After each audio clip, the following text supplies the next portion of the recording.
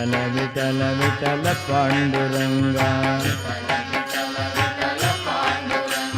विठल विठल विठल पांडुरंगा विठल विठल विठल पांडुरंगा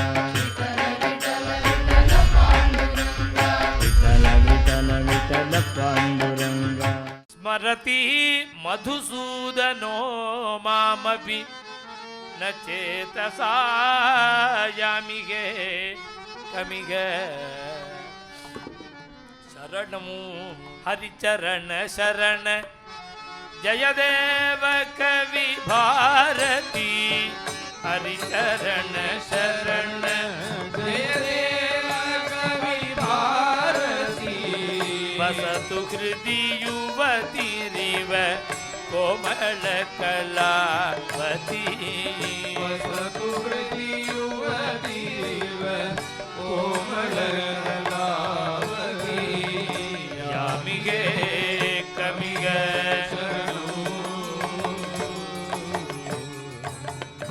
हरिचरण शरण जयदेव कवि भारती ஜெயதேவர் தன்னையே சொல்லுகிறார். ஹரிச்சரண சரண பகவானுடைய சரணாரவிந்தத்தில் சரணாகதி பண்ணின ஜெயதேவருடைய இந்த பாரதி அஷ்டபதி இதை சிரவணம் பண்ற அத்தனை பக்தாளுடைய ஹிருதயத்திலையும் எப்போதும் இருக்கணும். வசது ஹிருதி யுவதிரிவ கோமல கலாவ யுவதிரிவன்னா ஒரு பொம்பளை மாதிரி. பொம்பளை என்ன பொம்பளை இல்லை, பொம்பளை யுவதின்னா பொம்மநாட்டி. பொம்மநாட்டி மாத்திரம் இல்லை, யௌவன திசையில் உள்ளவள். யௌவன திசையில் உள்ள ஒரு பெண் யுவதி. ஒரு யுவதி மாதிரி ஹிருதயத்தில் இருக்கட்டும் அப்படின்னு சொன்னாக்கா, யுவதின்னு சொன்ன காரணம் பாரதிங்கிறது ஸ்திரீலிங்கம், அது பெண்பால், அதனால யுவதின்னு சொல்றார். இதுக்கு நாராயண தீர்த்தர் தரங்கத்தை பார்த்தா தான் தெரியும். அது நாராயண தீர்த்தர் தரங்கத்தில் சொல்லும்பொழுது ஒரு இடம் சொல், கருணா தருணி மயிதவ பவது.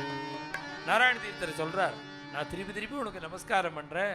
பூயோ பூயோ யாச்சேஞ்சலினாயா, நான் கையை கூப்பி சேவிக்கிற உடனே நமஸ்காரம் பண்றேன், எனக்கு நீ கருணை பண்ணு. அந்த கருணை எப்படி தெரியுமா இருக்கணும்? கருணா தருணி. தருணின்னா நான் யௌவனத்தை அடைஞ்சவள், 20 22 வயசு, 18 வயசு, 20 வயசு பொண்ணும் தருணி. அந்த கருணை இருக்கணும். கருணாங்கிறது ஸ்திரீலிங்கம். சதாபிஷேகான பாட்டியும் ஸ்திரீலிங்கம் தான். பிறந்த குழந்தையும் ஒரு பொண்ணாக இருந்தால் ஸ்திரீ தான். சதாபிஷேகான பாட்டியும் ஸ்திரீ தான். சஷ்டி பூர்த்தியான பாட்டியும் ஸ்திரீ தான். 15 வயசு பொண்ணும் ஸ்திரீ தான். 18 வயசு பொண்ணும் ஸ்திரீ தான். இங்கே பெண், அதை கருணாங்கிறது ஸ்திரீலிங்கமானதுனால அது அந்த அந்த அந்த கருணை, அந்த கருணையாகிற பெண் எப்படி இருக்கணும் தெரியுமாங்கிறார் நாராயண தீர்த்தர். சதாபிஷேகம் ஆனதா கூடாதுங்கிறார். ஏன்னா அது சதாபிஷேகம் ஆனது, அந்த கருணை அங்கேருந்து எங்கிட்ட வரத்துக்குள்ளே ரொம்ப வருஷம் ஆகிடும். அதுக்கு நடக்க முடியாது. அது கம்பு கம்பு வச்சுன்னு வரணும். அப்போ அது மாதிரி வரக்கூடாது. பந்து மாதிரி குபீர்னு பாயணும் அந்த கருணை.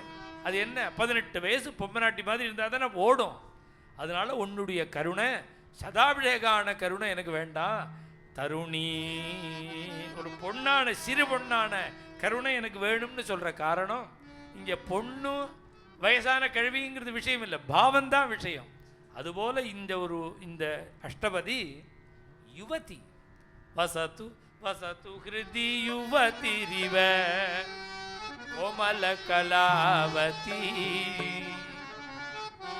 64 கலைகளையும் அறிந்த ஒரு பெண்ணு ஹிருதயத்தில் எப்படி வசிக்கிறாளோ அதுபோல இந்த ஜெயதேவ கவி பாரதி ஹிருதயத்தில் இருக்கணும். தாத்பரியம் என்னன்னா, இந்த ஜெயதேவ கவி பாரதி ஹிருதயத்தில் இருந்தா 64 கலையும் சித்திக்குமா. இந்த பக்தி நமக்கு வந்துடுத்துன்னா, பக்தி சித்தேர்கரியசி நாராயணியத்தில் பட்டத்திரி சொல்லும் பொழுது அந்த சித்தியை காட்டிலும் பக்தி கூட அப்படி உயர்ந்ததுங்கிற. அதுக்கு மேலே இன்னொரு இடத்துல சொல்கிறார், ஏ குருவாயிரப்பா, நான் உங்ககிட்ட நிம்மதியாக ஏகாந்தமாக பக்தி பண்ணணும்னு நினைக்கும் பொழுதும் இந்த சித்திகள்லாம் என்னை கதவை தட்டி ஹிம்சை பண்ணுறது, அந்த சித்திலாம் எங்கிட்ட வராமல் நீ பார்த்துக்கோ குருவாயிருப்பாங்கிறார். அப்போ சித்தி வேண்டாம்னு சொன்னால் அந்த பக்தி எவ்வளோ உயர்வாக இருக்கணும். அதுதான் சொல்கிறார், பக்திகி சித்தர்கரியசி வசது ஹிருதி யுவதிரிவ கோமல கலாவதி யாமிகே கமிக சரணம் தத்கிம் காமபி காமினீமபி ஸ்ருதக்கிம் வா கலாகேளிபிஹி பத்தஹா பந்துபிஹி. இந்த அஷ்டபதிகளில் பின் ஸ்லோகங்கள் அநேகமாக பல ஸ்லோகங்கள் இந்த அஷ்டபதி சம்பந்தம் இல்லாமலே இருக்கும், தனி விஷயங்கள் எடுத்து பேசும். சில அஷ்டபதிகளில் தான் இந்த பின் ஸ்லோகம் அஷ்டபதி சரித்திரத்தோடையே அப்படியே தொடர்ச்சியாக இருக்கும். அதுபோல் இந்த 13வது அஷ்டபதியோட பின் ஸ்லோகம் இந்த அஷ்டபதியோட தொடர்ச்சியே. தத்கிம் காமபி காமினீமபி ஸ்ருதக்கிம் வா கலாகேளிபிஹி பத்தஹ பந்துபிஹி அந்தகாரிணி வனப்யர்ணே கிமு பிராம்யதி காந்தஹ க்ளாந்தமனாஹ மனாகபி பதி பிரஸ்தாதுமேவ அக்ஷமகா சங்கேதீ கிருத மஞ்சுவஞ்சுள லதா குஞ்சேபி என்னாகதகா தத்கிம் காமபி காமினீமபிஸ்ருதா. இவ்வளவு தூரம் நாம் ஆடுறோம், ஒரு சகிட்ட சொல்லி அனுப்பிச்சிருக்கோம், ஆனால் அந்த கிருஷ்ணன் வரல. ஏன் கிருஷ்ணன் வரலேங்கிறதுக்கு அவளாவே பலவிதமாக கற்பனை பண்ணி பார்த்துக்கிறார். அவன் வருவோன்னு தான் கிளம்பியிருப்பான். இப்போ ஒரு கோபிகையோட ராசலீலையில் ஈடுபட்டிருப்பான்னு சொன்னமே, அவள் பிடிச்சி இழுத்து வச்சுட்டு இருக்கா அவனை, அதனால தான் வரமாட்டேங்கிறான். தத்கிம் காமபி காமினீமபி ஸ்ருதா. அல்லது நம்மளை பார்க்க வரணும்னு வரும்பொழுது கிம்வா கலா கேளிபிகி, அவனோட விளையாடுற குழந்தைகள்லாம் அவனுடைய சகாக்கள்லாம் பிடிச்சி இழுத்து வச்சுட்டு யமுனக்கரையில் ஏதோ விளையாடுறாளோ என்னதோ. அல்லது நந்தகோபன் யசோதே முதலியவாள்லாம் பந்துக்கள்லாம் பத்தஹா பந்துபிகி, இந்த ராத்திரி வேளையில் நீ போகக்கூடாதுன்னு அவனை பிடிச்சி வச்சுட்டாளோ என்னமோ. அந்த காரிணி வனப்யர்ணே, அல்லது நாம் இருக்கிற இடம் தெரியாமல் இந்த இருட்டு நேரத்தில் இடம் புரியாமல் எங்கேயோ சுத்தின்னு இருக்கானோ என்னவோ. அந்த காரிணி வனப்யர்ணே கிமு பிராம்யதி. அல்லது காந்தஹ கிளாந்தமனாஹ, அவனும் நம்மளை நினைச்சு உருகி உருகி உருகி உருகி நாம் எப்படி அததாம் கந்தும் அசக்தாம்னு ஓரடி கூட எடுத்து வைக்க சக்தி இல்லாமல் கிருஷ்ண விரகத்தில் எப்படி நாம் மெலிஞ்சு போயிட்டேனோ, அதுபோல அவனும் என்னுடைய விரகத்தில் மெலிஞ்சு ஓரடி கூட எடுத்து வைக்க முடியாமல் ஏதோ ஒரு மரத்தடியில் கஷ்டப்படுறானோ. காந்தஹா கிளாந்தமனாஹ மனாகபி பதி பிரஸ்தாதுமேவ அக்ஷமகா. இப்படி ஏதோ ஒரு சிரமம் இருந்துதா நாம சொன்ன இடத்துக்கு இதுவரையில் அவன் வராமல் இருக்கான். சங்கேதி கிருத மஞ்சு வஞ்சுள லதா குஞ்சேபி, இந்த நிகுஞ்சத்துக்கு சொல்லி வைக்கப்பட்ட இடம் சொல்லி அனுப்பிச்ச இந்த நிகுஞ்சத்துக்கு என்னாகதகாயா, இதுவரையில் வரல போல இருக்கு. 24 அஷ்டபதியில இந்த அஷ்டபதி மாத்திரம் ராதையோட தன் அபிப்பிராயம். இந்த விரகம் இதுக்கு முன்னாடி 8, 9 இன்னொருத்தர் சொல்றது. 8வது அஷ்டபதி, 9வது அஷ்டபதி, 12வது அஷ்டபதி வேற சகி சொல்றா ராதை இப்படி கஷ்டப்பட்டான்னு. இந்த ஒரு அஷ்டபதி மாத்திரம்தான் தன் விரகத்தை தானே புலம்பரா ராதாதேவி. அடுத்த 14வது அஷ்டபதி சக்கி வந்துட்டாவ. ராதா அழுதுண்டே இருக்கா, தோழி வந்துட்டா. வந்து என்ன பண்ணினான்னா அதாகதம் மாதவமந்தரேண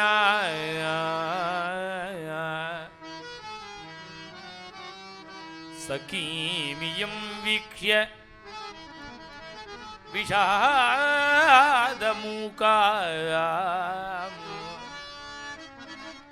விசங்கமான ரமிதம் கயாபி ஜனார்தனம் திருஷ்டவத் ஏதத் ஆகா. அழகான ஸ்லோகம். அங்கேருந்து போயிட்டு வந்த சகி போன விஷயத்தை ஒழுங்கா சொல்லணுமா வேண்டாமா? அத்தாகதாம் மாதவ மந்தரேண சகீமியம் வீக்ஷ்ய விஷாதமுகா. அவ என்ன சொல்ல போறாளோன்னு எதிர்பார்த்து ஆவலா காத்துட்டு இருக்கும் பொழுது வந்த கோபிகை மௌனமா நின்றுட்டே இருக்கலாம். இது மாதிரி உள்ளவாளெல்லாம் தூதம் அனுப்பலாமோ? தூது அனுப்புறவா எப்படி இருக்கணும்? சமாச்சாரம் சொல்லி அனுப்பிச்சா எப்படி இருக்கும்னா கவலையை போக்குறவாளா இருக்கணும். வந்து எப்படி இருக்கணும்னா ஆஞ்சநேய சுவாமி மாதிரி இருக்கணும். தூது அனுப்பிச்சா யார் அனுப்பணும்னா ஹனுமார் மாதிரி அனுப்பணும். ஹனுமார் என்ன பண்ணார்? லங்கைக்கு போனார், சீதையை பார்த்தார். திரும்பி லட்சக்கணக்கான குரங்குகள் ஆகாசத்தை பார்த்துட்டு இருக்கு சாப்பிடாம. ஹனுமார் வந்தாதான் சாப்பாடு. இக்கரையில் படுத்துட்டு இருக்கு சமுத்திரக்கரையில். ஹனுமாரை பார்த்துட்டார். ஹனுமாரோ குரங்குகள் எல்லாம் பார்த்துட்டார். சீதையின்னு ஆரம்பிச்சா பார்த்தேன்னு சொல்லுவரோ, காணவில்லைன்னு சொல்லுவரோ, கண்டேன்னு சொல்லுவரோ, காணவில்லைன்னு சொல்லுவரோன்னு 2 செகண்டு இந்த குரங்குகள் துடிச்சு போயிடுமா. அதனால சீதையேன்னு ஆரம்பிக்கல, கண்டேன் சீதையேன்னு விட்டார். ஒரு விஷயத்துக்கு ஒருத்தர் அனுப்பிச்சா அவ எப்படி பதில் சொல்லணும்னா ஆஞ்சநேய சுவாமி மாதிரி இருக்கு. ராமர்கிட்ட வந்தார், சீதையை பார்த்தையான்னார், பதில் சொல்லலையே. ஒரு நமஸ்காரம் பண்ணினார் ராமருக்கு. அடுத்த நமஸ்காரம், நமஸ்கிருத்வாத ராமாய சீதாயை தாம் திசம் பிரதி. சீதை எந்த திக்கில் இருக்காளோ அந்த திக்குக்கு நோக்கி ஒரு நமஸ்காரம். இது வரையில் ராமருக்கு சீதை பேர்ல என்ன ஒரு நம்பிக்கை அபிப்பிராயம் இருந்ததோ அது கோடி மடங்கு அதிகமாச்சான் ஹனுமார் பண்ண நமஸ்காரத்தில். ஒருத்தர் ஒரு இடத்துக்கு அனுப்பிச்சா அவ இப்படி பதில் சொல்லணும். அதை விட்டுவிட்டு மௌனமா இருந்தா என்ன பண்ணும்? அந்த ராதையினுடைய நிலையில துடிச்சு விட மாட்டாளோ? இது மாதிரி தான் ருக்மிணி தேவி இந்த பாகவதத்தை 7 ஸ்லோகத்தை கொடுத்து இதை கிருஷ்ணன் கொண்டு போய் கொடுங்கோன்னா அவள் ஒரு பட்சம் தானே தெரியும் ருக்மிணிக்கு. கிருஷ்ணன் என்ன நினைச்சுட்டு இருக்கான்னு யாருக்கு தெரியும்? ருக்மிணி தேவி துடிச்சுன்னு இருக்கா. கிருஷ்ணனை காணுமே, அனுப்பிச்ச பாகவதரையும் காணுமே, கிருஷ்ணனை காணுமே, பாகவதரையும் காணுமே. லெட்டரை கொடுத்தார் கிருஷ்ணன்ட்ட. பார்த்தாருக்கு, நீரே படிக்கணுட்டார் கிருஷ்ணர். அவரே படித்தார். தேரை பூட்டினார், தாருகா தேரை பூட்டுனார். ஏறி உட்காண்டார். சுவாமி இந்த பிராமணம் இப்போ நான் வரேன்னார். அவர் எங்கே வருது? நீரு ஏறும்னார். அவர் ஜென்மால சொப்பனத்தில் கூட இந்த தேரை பார்த்ததில்லை. அவர் பகவானுக்கு கல்யாணம் சொல்லிவிட்டு என்ன பண்ணார்? தன்னோட தங்க தேரில் ஏறி இந்த பாகவதரை உட்காத்தி வச்சார். துவாரகைக்கு வந்து துவாரகையிலேருந்து விதர்ப்ப தேசத்துக்கு வந்தால் ஒரு மாளிகையில் தங்க வச்சுட்டான் ராஜா பீஷ்மகன். அவர் கிருஷ்ணன் அங்கே தங்கியிருக்கார். ருக்மிணி தேவி துடிக்கிறா. கிருஷ்ணனையும் காணும், அந்த பாகவதரையும் காணும்.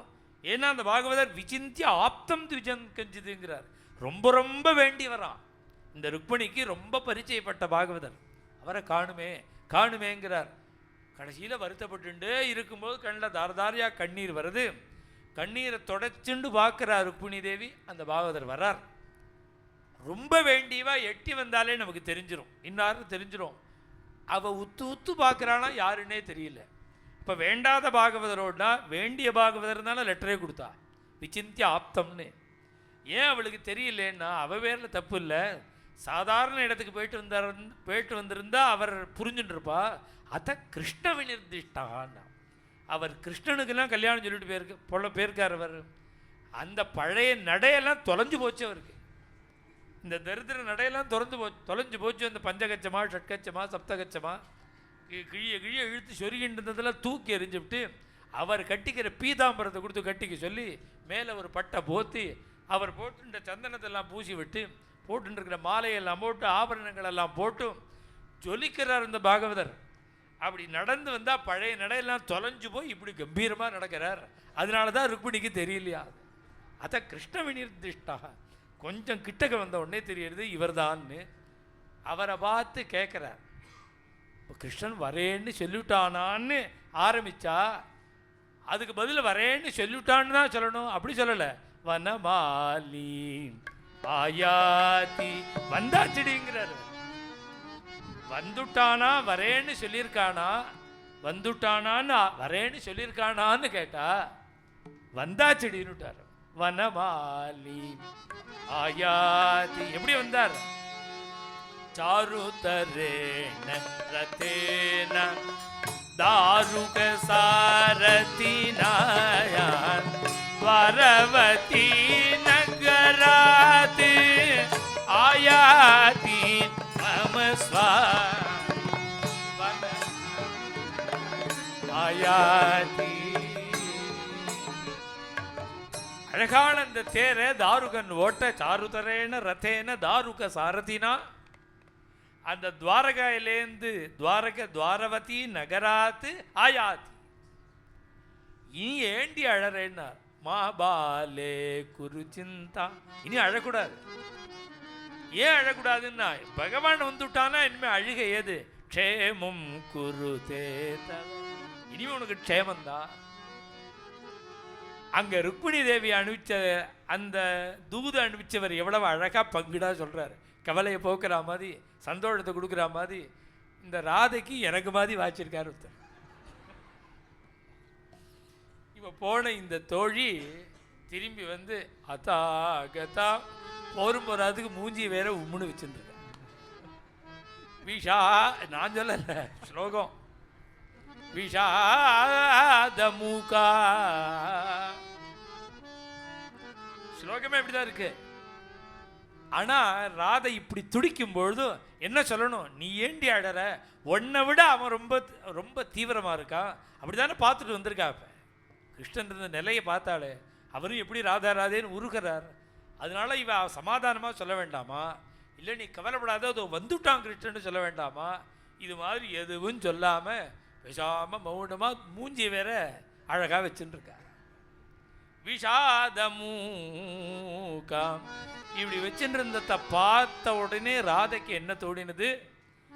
இவ்வளவு நேரம் நம்ம கிட்ட வந்து சொன்னாலும் 10வது அஷ்டபதி ஸ்லோகத்துல எல்லாம் சொல்லும் பொழுது எவ்வளவு சொன்னா நம்ம கிட்ட, ஏண்டி நீ கிருஷ்ணா கிருஷ்ணான்னு நீ உண்டிதான் அழறேன்னு நினைக்கிறியா? அவனும் உனக்கு மேல அழறாண்டி, ராதே ராதே ராதே ராதேன்னு அழறாண்டி அப்படின்னுலாம் நம்ம கிட்ட சொன்னாலே இதெல்லாம் பொய் போல இருக்கு. நம்மளை சமாதானப்படுத்துறதுக்காக தற்காலிகமாக சொல்லி வச்சிருக்கா.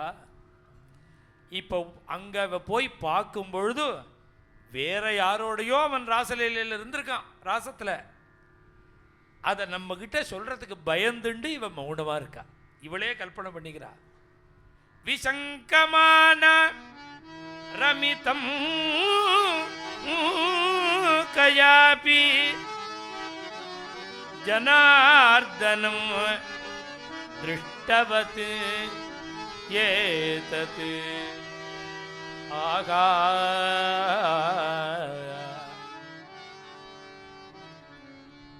அவளை பேசவே விடல. இந்த விஷயத்தை நம்ம கிட்ட சொன்னா நம்ம தாங்குவோமோ மாட்டோமோன்னு நினைச்சுண்டு துக்கத்தை கொடுக்க வேண்டாமேன்னு அவன் மௌனமா இருக்காங்கன்னு இவளாவே தீர்மானம் பண்ணிண்டு இந்த 13வது அஷ்டபதியில எவ்வளவு துடிச்சிருக்கா. 14வது அஷ்டபதியில மனசை அவளே சமாதானப்படுத்தினுட்டா. என்ன சமாதானம் அப்படின்னா, இவ யாரோ ஒரு கோபி அனுபவிக்கிறா அப்படிங்கிறத மனசுல வாங்கிண்டு இப்ப நம்மளை இங்க தவிக்க விட்டுவிட்டு யாரோ ஒரு கோபியோட அங்க ராசலீலையில ஈடுபட்டிருக்கான்னா கோபம்னா வரணும். அவகிட்ட கோபம் தானே வரணும் நியாயமா. கோபம் வரலையா? பின்ன என்ன வந்ததுன்னா, காபி மதுரி புனா விலசதி யுவதி அதிக குணா. எந்த கோபி கிருஷ்ணனோடு கூட ராசலீலையில ஈடுபட்டு கிருஷ்ண கிருப்பையை அடைஞ்சாலோ அவள் மகாபாகியசாலி. இந்த அஷ்டபதி முழுக்காதான். இந்த இந்த அஷ்டபதி முழுக்க அந்த கோபியை கொண்டாடுற அஷ்டபதி தான் இது. இத்தனை நேரம் அந்த ராதை எவ்வளவு தபிச்சா இந்த 13 அஷ்டபதி வரையில். இந்த 14வது அஷ்டபதியில் கிருஷ்ண கிருபையை அடைஞ்சவாளை கொண்டாடுறாங்க. யுவதிகி அதிக குணா. இது மாதிரி என்னமா கொண்டாட முடியறது அப்படின்னா பூர்ண பக்தி வந்தா கொண்டாடுவாளாம். பக்தி பூர்ணமா ஆயிடுதுன்னா அசூய போயிடும். நக்ரோதோ நஜமாத்சரியம் நலோபோ நாசுபாமதிகி பவந்தி கிருதபுண்ணியானாம் பக்தானாம் புருஷோத்தமே. பக்தி வந்துடுத்துன்னா உரைச்சுடுத்து நமக்கு சித்திச்சுடுத்துன்னா எது மீட்டர்னா அப்புறம் இன்னொருத்தரை பார்த்து அசூயே வராது, தப்பான எண்ணமே தோணாதுங்கிறார். நக்ரோதோ நச்சமாத்சரியம் நலோபா ந அசுபாமதி. கெட்ட எண்ணமே தோணாது. இதெல்லாம் யாருக்குன்னா பவந்தி கிருதபுண்ணியானாம் பக்தானாம் புருஷோத்தமே. பக்தி வந்துடுதுன்னா கொண்டாடணும்னு தான் தோணும். அது என்ன அசூயே இருக்காதான். ஆனால் கம்பேர் பண்ணி யாருக்குமே அசூய வரும். எல்லாருக்கும் அசூய வர விஷயம் தானே இது.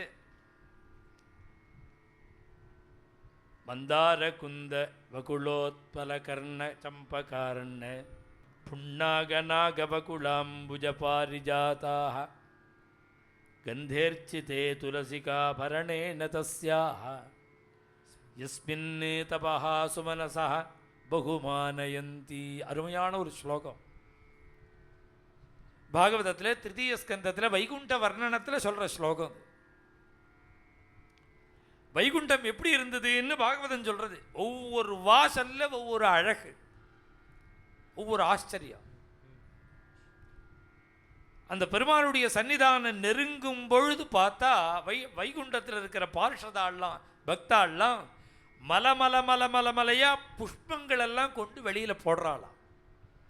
இதெல்லாம் என்னென்ன நிர்மால்ய புஷ்பம். மந்தாரம் வகுளம் முதலிய பாரிஜாதம் முதலிய அத்தனை புஷ்பங்களையும் கூடையா லாரியா அள்ளி வெளியில் கொண்டு போடுறா நிர்மால்ய புஷ்பங்களை. இந்த நிர்மால்ய புஷ்பங்கள்லாம் ஏது? இந்த புஷ்பங்கள்லாம் வைகுண்டத்தில் ஏதுன்னா அது வைகுண்டத்தில் அர்ச்சனை பண்ணதில்லை. இங்கே கிருஷ்ணாய நமகா கமலாநாதாய நமகான்னு நாம் பண்ணுற இந்த அர்ச்சனை பண்ணுற இந்த புஷ்பம் வைகுண்டத்தில் போய் இருக்குமா? விட்டல விட்டல விட்டல பாண்டுரங்கா விட்டல விட்டல விட்டல பாண்டுரங்கா